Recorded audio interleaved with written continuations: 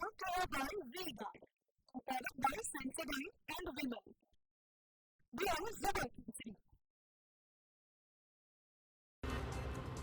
તો ભાજપના ગઢ ગણાતા એવા ગુજરાતમાં શા માટે ભાજપ હેટ્રિકથી ચૂકી ગયું છે? ત્રીજી વખત વિજયની હેટ્રિકથી ચૂકી ગયું છે ભાજપ. આવો તમામ ફેક્ટર્સ પર નજર કરીએ. આંતરિક અસંતોષથી લઈને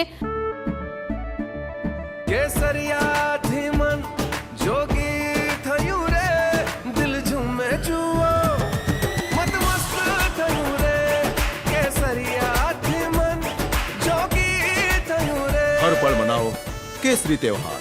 વિમલ, બોલો જુબાન કેસરી. અતિ આત્મવિશ્વાસ જે છે ભાજપમાં એ પણ નડ્યો છે. સરકારની કેટલીક નીતિ અને કામગીરી સામે પણ નારાજગી છે.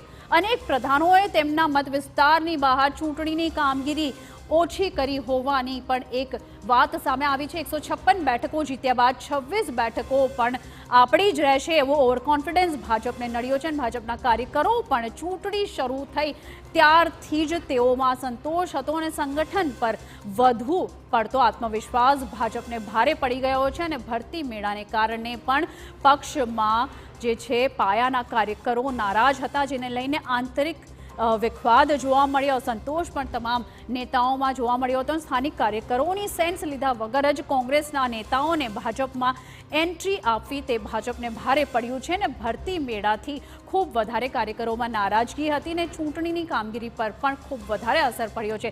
ઉમેદવારોની પસંદ કરવામાં પણ ઉતાવળ જે છે તે ભાજપને અહીં નડી છે અને આ સ્પષ્ટ દેખાઈ રહ્યું છે. આ તમામ ખાસ કરીને જ્ઞાતિનો જે ફેક્ટર છે તે પણ અહીં કામ કરી ગયો છે. નારાજ અસંતુષ્ટ નેતાઓ પણ તેમને નડી ગયા હોવાનું અનુમાન અહીં